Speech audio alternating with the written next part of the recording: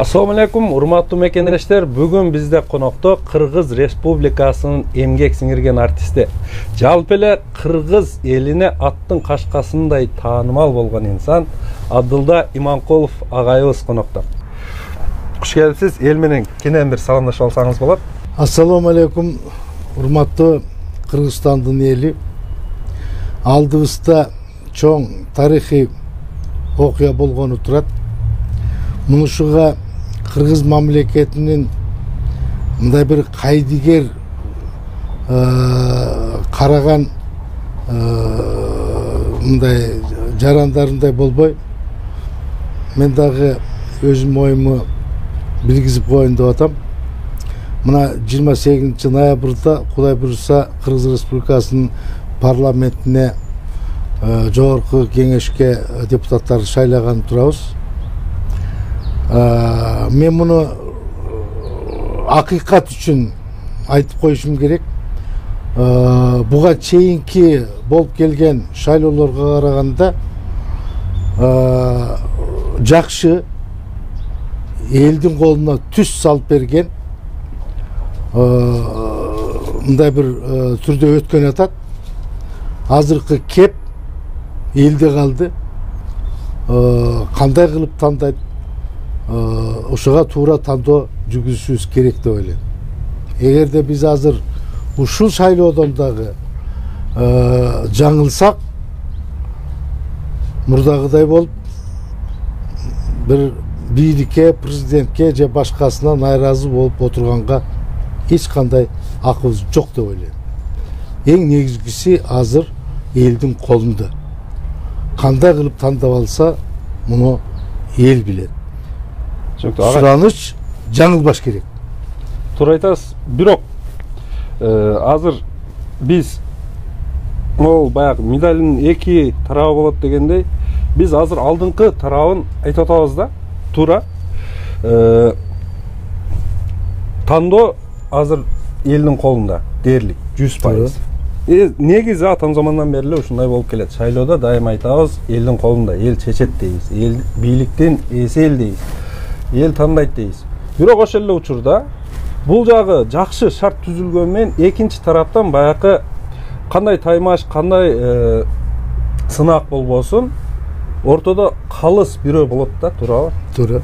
Бизде бул шайлоо өнөктүгүндө калыс адам президентибиз да. Туура. Бирок ошол президентибиз баягы шайлоо өнөктүгү башталар алдында пресс-жыйын бербеди, 1 жылдык отчетун элге берди. Туура.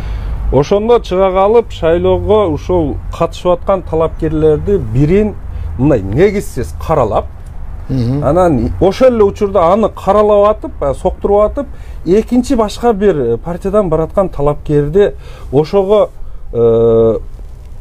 мындай чырылдап, ыйлап каршылык кылган болчу, бирок ошого карабай бул жексур берилген дегендей кылыпчы, анысын мындай көтөрүп, мактап атканы бул калыстык деп айтсак болобу? Мен эмнени сурап атканыңы оюңду түшүнүп турам. Муну мен көпчүлүк эл катары эле калпыстык деп ойлойм. Калпыстык деп түшүнөм. Калыстык эмес, калпыстык. Себеби шайлоонун алдында кандай бирөө жагабы, жакпайбы, андай нерсе болбош керек эле. Муну эл арасында сөз болуп атат, башка болуп атат. Бул кемчилдикти кетирбеш керек эле. Административный ресурс пайдаланылбайт, пайдаланган жок деп атабыз. Чынын айтыш керек, мурдагыдай болуп массовый болбосо дагы кээ бир башка метод менен болуп алышы мүмкүн. Мен аны шайлоого катышып аткан талапкер же башка катары болбогондон кийин мен аны толук тигинде мындай деп айтышым туура эмес болуп калат.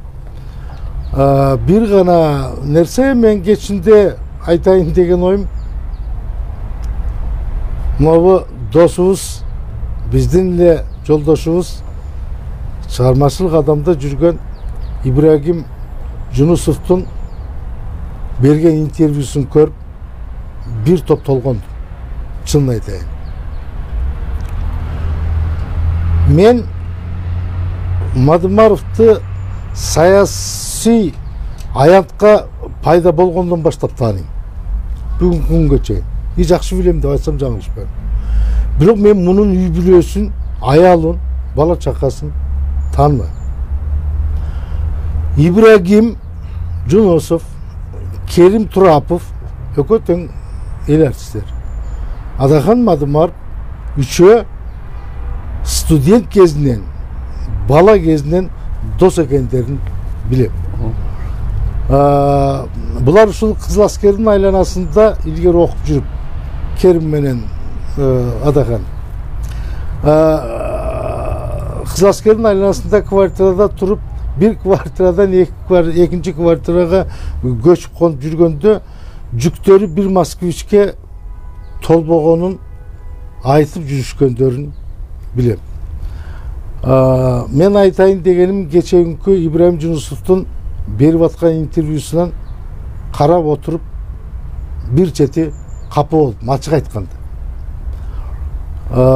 Да, ошол парламентте каралып атканда Ибрагимдин күйүп бышып ошол каркыранын берилип кетишине же башкасына ачыктан ачык каршы чыккандарын соцсеттерден көргөнбүз, билебиз.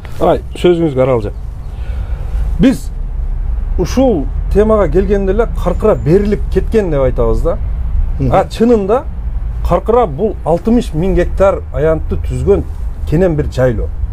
Ошонун четинде 1700 гектардын тегерегинде жери талаш жараткан. 60 000 гектардын 1700 гектар жери талаш жаратканда казактар биздики деген, биз аны биздики дегенбиз. Кыскасы ошондойдо муну чечүү керек болгондо 600 ошол 1700 талаштуу каркыранын бир бурчунан талаштуу дейилген 625 гектарын гана берип туруп 1136 гектар жерди биз өзүбүзгө алганбыз да. Анан каркыра берилип кетти. Ушул сөз мындай элдин башын айландырганга аябай чоң неме жаратат да. Саясатчылар берилип анын 58.900 гектар, 60 000 гектар бизде турат да бүгүн деле. Анан ошол казак тарапка кайсыдыр бир жерди бербесек, алар дагы макул болбойт болчу да. Мындай да. Бул бүгүнкү эле шайлоодо айтылып аткан сөз эмес. Бул качан шайлоо болсо ушул каркыра айтылып келет. Мен Ибрагимдин сөзүнө мындай бир нерсени айтайын деп атканым да. Аны биз билгенден 3-4 жылы мурда эле Аскар Акаев менен Нурсултан Назарбаевдин ортосунда кол коюлуп кеткен участок деп айтылды. Аны Казакстандын мажлиси ратификациядан өткөрүп коет. 2 жыл 3 жыл мурда эле. Туурабы? 2001-жылы президенттер кол коюп, ошондон баштап алар неме кылган. Анан бизге келгенде Мадымаров төрага эле. Аны каалайбы? Мен түшүнүгүмдө. Каалайбы, каалабайбы ратификация кылыш үчүн Жогорку Кеңештин астына алып чыгыш керек. Бул милдет эле. Мен депутат эмесмин, бирок ушуну жакшы түшүнөм. Милдети. Ал эми аны ратификациядан макулдоп өткөрбөбү бул парламенттин укугу эле. Туурабы? А жерде төрага бир депутатты иштен алып, же бир депутатты ишке кое турган рычагы жок. Бул шайлайт да депутаттар. Бул жөн гана алып баруучу. Төраганын ошол депутаттар сыяктуу эле бир добушка гана ээ экени билебиз. Туура. Канчасы макул болду, кимдер макул болду, кимдер каршы болду, бул таптакыр башка кеп. Мен Ибрагим досума мындай ичимден мындай капа болуп турганым, ошону элге түшүнүктүү кылып айтып койсо жарашмак. Айтып койсо, төрага тиги баягындай зордуктап макулдеттирип же зордуктап каршы добуш бердире албайт да. Эгерде антип төраганы күнөөлөй турган болсок, анда ошол кезде канча депутат макул болгон болсо, анда баардыгы күнөө тартыш керек. ушуну айтпай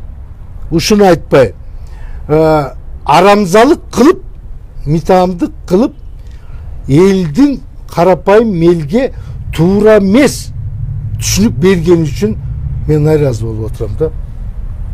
Эми бул адамдын баягы жеке абиринде да. Сиз айтып атпайсызбы? Ибрагим Керим Турапов. Ибрагимди Ошто университетке проректор кылган дагы Адахан Мадымаров. Муну оштуктар анын ичинде ошол университеттегилер жакшы билет. Ибрагимди Ак Жолдун катарында тизмеге киргизип депутат кылып алып келген дагы Мадымаров. Эл шайлады да. Жок, шайлоо кандай өтөт билебиз да. Ак Жолдун тизмесине киргизген бул Мадымаров. Мен муну эмнеге айттым? 2011-жылы президенттик шайлоодо Мадымаров менен түштүктү түрөк кыдырып жүргөн кезибизде Керим жакшы билет да Турапов. Керим экөөбүз гостиницада бир комнатада отурганда Ибрагим келип ак үйдүн сыртында жана забордун сыртында туруп Керимге чалып Ак Жолдун тизмесине кирбей калып Ибрагим. Анан Керимге чалып досум Адаханга айт, Мадымаровга мин деп ыйлап отуруп, анан Мадымаров Бакиевке кирип, Курманбек Салиевичтин кабинетинде 3 саат уговаривать этип отуруп, араң киргизип келгенин Керим Турапов мага таң атканча экөөбүз сүйлөшүп отуруп айткан. Эгерде бул сөзүн Керим тана турган болсо Керим, анда Авирди өзүңө кой. Түшүнүктүү. Азыр эми бул жерде баягы эки жүздүүлүк же болбосо ошол достукка жасалган же болбосо бирөөнүн жакшылыгына жасалган кыянаттык жөнүндө сөз кетип атпайбы? Бул эми мен Алмаз Шаршенович менен Сооронбай Шариповичтин достугу 10 жылдан бери деп жүрүшөбү, канча жылдан бери деп жүрүшөт. Булар качан адам болуп, качан мындай баягы саясий чоң ареналарга түшүп келгенде гана башталган достук деп түшүнөм да. Садыр Жапаров менен Камчыбек Ташиевдики дагы качан чоңоюшуп ак килеске киргенден кийинки достук деп түшүнөм да. Ал эми Мадымаров, теге Ибрагим Жунусов, Керим Турапов булар тырмактайынан дос болуп, тырмактайынан жеткен жетпеген оокатты бирге татып, жокчулукту бирге көрүп, жүрүп анан чоңойгон достор. Мен азыр ошондон кийин жанымдагы досторго деле ишенбей калдым азыр. Эми 2008-жылдан кийин Мадымаров мандатын тапшырып чыгып кеткенден кийин Ибрагим Жунусовдун саясаттагы жортулугун көрдүк да. Кайсы бийлик келсе, ошого баягы жагалданып, жасакерленип, ошого баягы пактадан калың коюп, жакшы сөздөрүн айтып, эч бир мындай кур калбай келип атат да. Элчи болуп атат, башка болуп атат. Бул эми эл деле аны көрүп тургандыр. Мен айтканым, мен айтайын дегеним Асанбек. Мен айтайын дегеним Ибрагим дагы, Керим дагы, мен аларчалык деңгээлде болбосом дагы, мен өзүм дегеним. Биз элдин алаканында жүргөн адамдарбыз деп ойлойм. Элдин алдында. Биз жок дегенде кимдир бирөө ушундай иштин алдында турганда ошого көө жаппай, башка кылбай калыстык сөзүбүздү гана айтсак деп атам.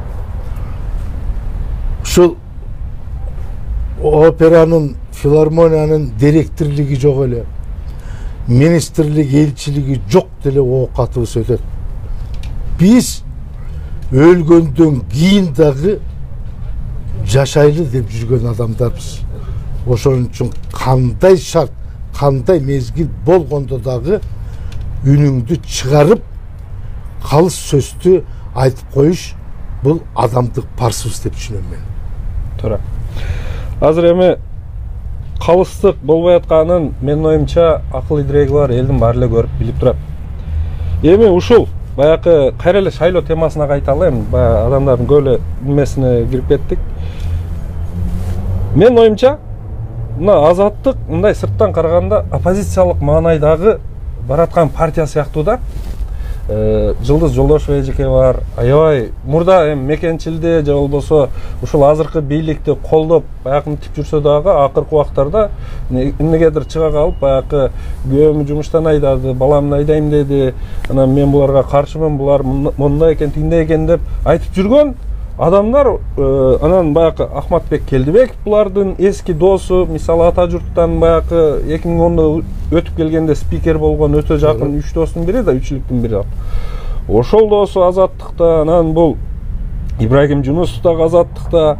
Ошондо мындай караганда бул жалган элге баягы элдин көзүн боеп жасап аткан оппозициялык партия деп айтсак кандай болот? Туура эле болобу? Асамиди, мен ал партияда Азаттыкта аттуу баштуу чоң адамдар жүргөнүн көрүп атам. Ооба. Бирок алар чыныгы оппозиция же сен айткандай шекишип аткандай, айткандай болбосо дагы сен шекишип аткандай жасалма оппозиция экенин дагы мен айта албайм.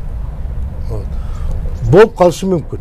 Себеп ошол саясатчылардын качан болсо баягы шайлоонун алдында оппозиция болуп эл тарапка өтө калып, анан кийин өтүп келип алгандан кийин коалицияга кирип алгандарын көрүп жүрөм. Мен бирден бир азыркы бийликке бирден бир жаңгыз оппозиция деп бүтүн Кыргызстанды айта алам.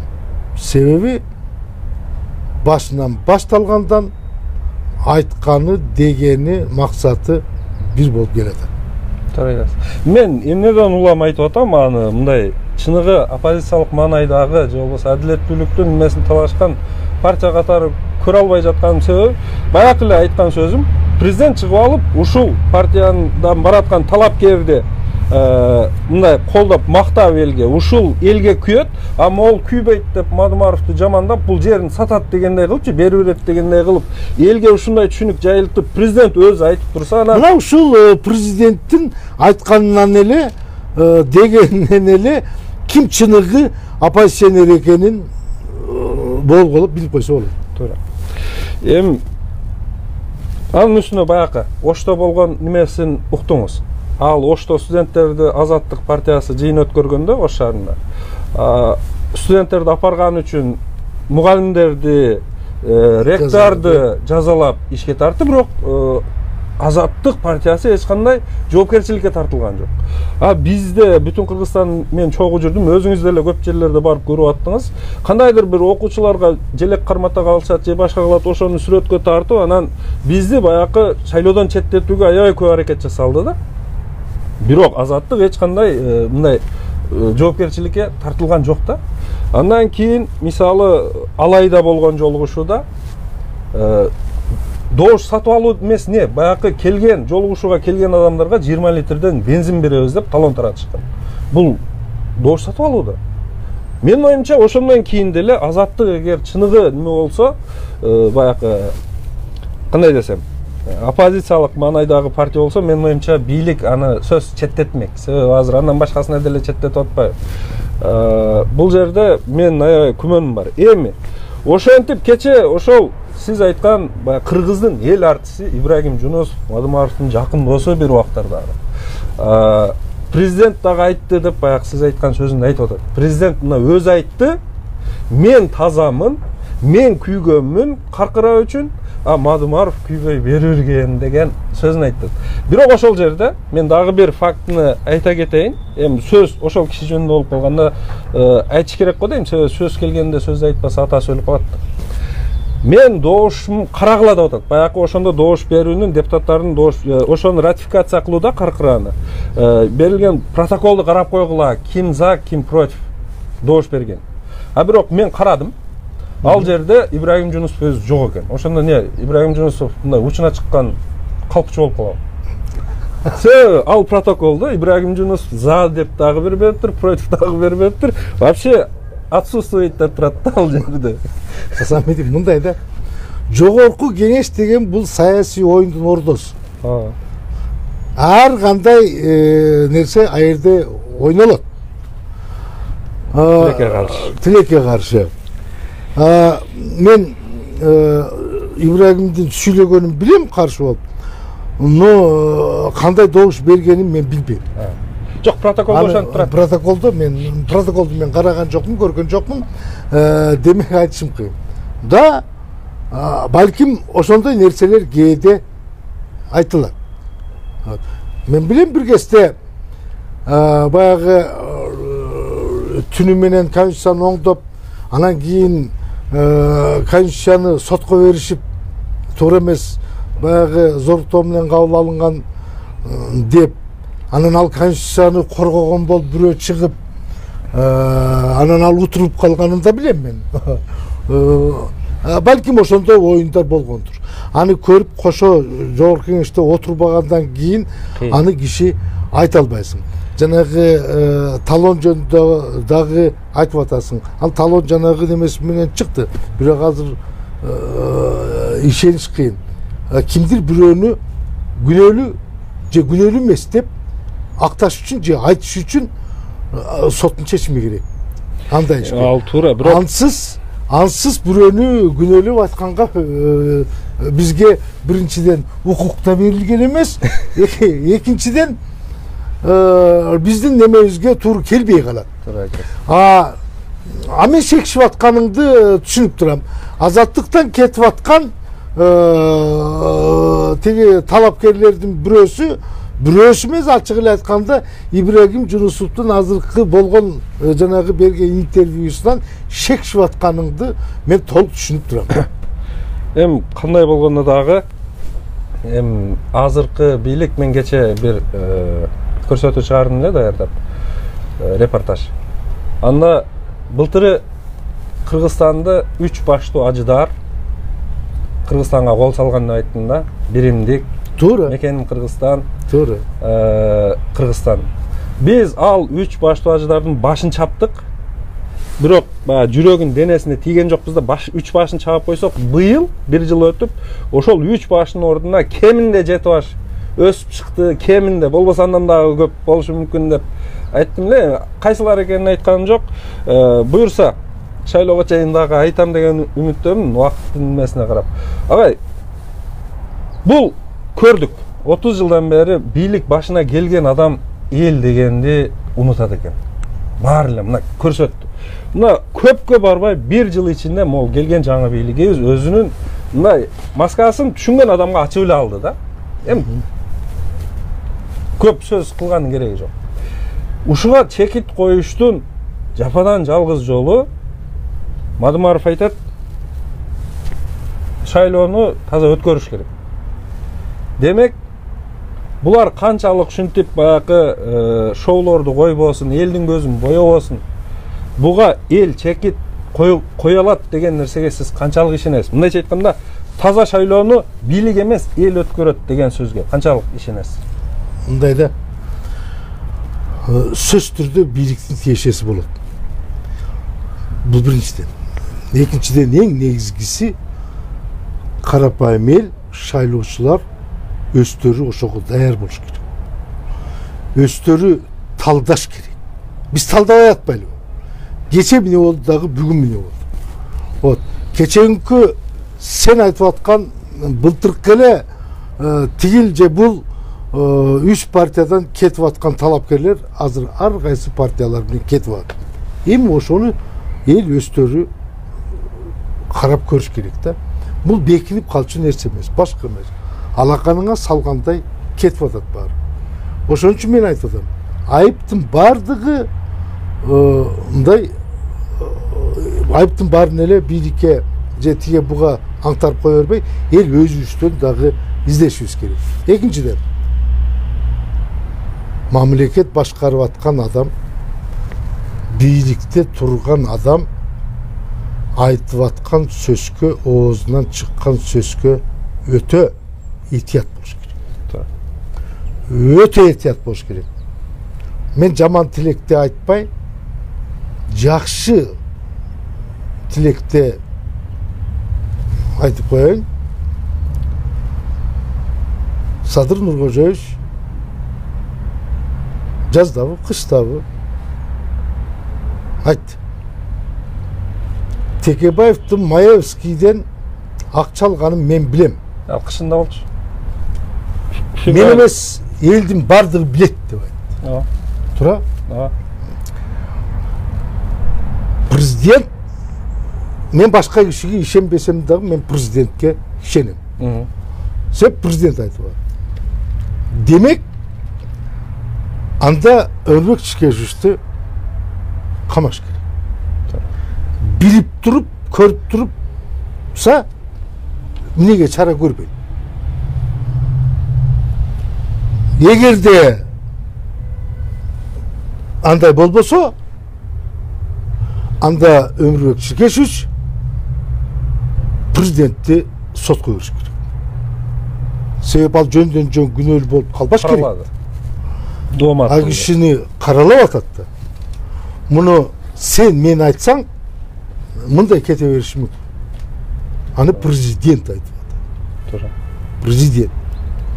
Азыр Өрбек Чикешевич парламентке кетип алды. Көпчүлүк кыргыз, кээ бир кыргыздар унутуп калса дагы, мага окшогон акмактар эсибизге сактап турабыз. Шектенип турабыз. Президент айтканы туурабы же калппы дейм. Эгер антпеген күнү анда Өрбек Чикешевич сотко бериш керек. Мен бир нерсени айтайын. Азыркы могул система эң сонун система. Мейли шайлоо системасы. Мейли бир мандаттуудан кетип атабы, мейли партиянын арасында кетип атабы, алмадай үзүп терип алганга эң сонун мүмкүнчүлүк. Парламентке кимдер керек экенин баарыбыз көрүп билип турабыз. Аны билсек дагы кээ бир адамдар ичибизден арамзалык менен айтпай атабыз. Мен ушундай деп түшүнөм. Бардык партиялар бардыгында арасында татыктуулары да бар, татыксыз да бар. Мына ушуну тандап алыш карапайым элдин колунда турат. Туура. Мына эгер по фамилия айт десең мен айта алам. Эми анчалык неме кылбай эле кое элем. Менин оюмча эл өзү түшүнөт, бирок элди. Бул бийлик деген ушун баягы мамлекеттик машина десе, мурда мен ал кандай машина экенин ойлочумун да, түшүнчү эмесмин. Көрсөм мамлекеттик машина деген ушул экен, баягы телеканалдар, бүт баягы ММКлар, башкалар ушулардан маалымат таратуу аркылуу бийлик же болбосо чыга калып, баягы пресс жыйын берип, могул ак, могул кара деп койсо деле эл ошого ишене берет экен. Себеби эл баягы карапайым эл байкуштун даремети жетпейт экен. Ак менен караны өзү баягы саясатта жүрбөсө, баягы немеге аралашпаса, айылда арам оюндарга аралашпаса, ал ишенчек да эл. Демек президент айтып атат, сиз айткандай. Демек ушул туура. Деп баягы ээрчип кете бермей, элдин эмеси ушул экен да. Каяка бурсаң эл агып кете берет дейтпи? Мындай нерселер болуп атат албетте. Бирок сизге чоң рахмат.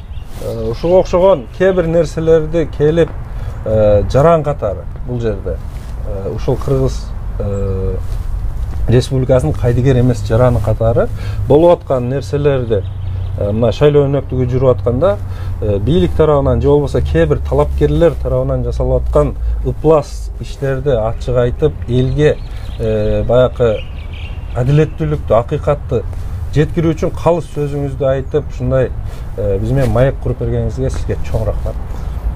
Расамидин, мен эң негизгиси өзүмдүн оюмдагыны айттым. Кимге жагат, кимге жакпайт, ким жамандайт, ким мактайт, мага баары. Болгон гана үмүт шайлоодо эл жаңылбаса деген эле үмүт. Мен кызмат үмүт этип же башка үмүт этип жүргөн адамдардан эмесмин. Мен болгон өзümün туурабы, туура эмеспи акылыма келгенин айттым. Эмне жаман? Азыр көп көрүп, билип турган аксакалдар баш болуп, мындай мейли маданият кызматкерлерби, мейли башкаларыбы ичинде сырын сактап, ушундай моментте ун чыкпай отургандарына кана капа болбосуңдар. Сан оюң бирөөгө жагабы, жакпайбы, ушул элдин кол алдында жүргөн адамдар ойлорун айтып койсо жакшы болот. Албетте. Эл тараза, эл сынчы деп дайым адилеттүүлүктү орнотуп келген. Бул эч качан бийлик болбойт. Адилеттүүлүктү эл гана орнотуп турушу керек да. Бирок тилекке каршы азыр баягы бир залакасы тийип калбасын. Мамлекет эмне болсо ошо болсун, эң негизи мага мен үй бүлөмө бир зыяны тийип калбасын деген позицияны көпчүлүк карманып алгандан айынан дагы биз ушул 30 жылдан бери такыр эле өнүгүү жолуна түшө албай койдук. Такыр эле адилеттүүлүктү Кыргызстанга орното албай койдук. Себеби туура айтасыз, ошол айтчу кишилер, баягы дээринде бар кишилер айтпай бардыгы өзүнүн гана жеке кызыкчылыгын ойлоп калгандыктан. Себеби мен аларды да түшүнөм. Аксакалдар айтайын десе, аларды уккан жаштар жок. Вот. Сүйлөйүн десе, анын да бала чакасы жөн отур, бирөөгө жаман көрүнбөй, башка кылбай, эмне кыласыз? Үйдө отура бериз, унчукпай деп, алардын бала чакасы да какшап атканын, айтып атканын, тыйып атканын сезип көрүп турабыз. Бирок баарыбыз минтип отура берсек, бул мамлекеттин келечегине кайдыгер караганга болбойт. Кимди колдойсуң, кимди башка кыласың, реалдуу мындай бир таза ойду, ойлорун айтып коюшса жакшы болот. Мен сизге эркин микрофон сунайын.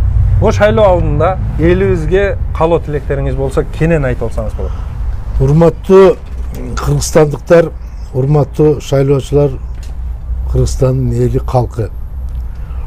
Эгерде биз күчтүү мамлекетте жашагыбыз келсе, эгерде биздин өкмөт керек болсо президент күчтүү болсун десек, анда бизге күчтүү парламент керек.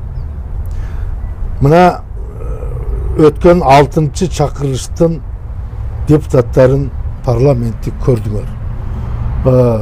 Унчукпаган, чай берип койсо, же коркутуп койсо, пачкалап мыйзам албаган, кабыл албаган, өзүнүн оюн, максатын, тилегин түшүндүрүп айта ала турган, коркпогон, чоочубаган, билимдүү, ички тышкы саясатты түшүнгөн саясатчыларды тандап алганыбызда гана мамлекет алдыга жылат.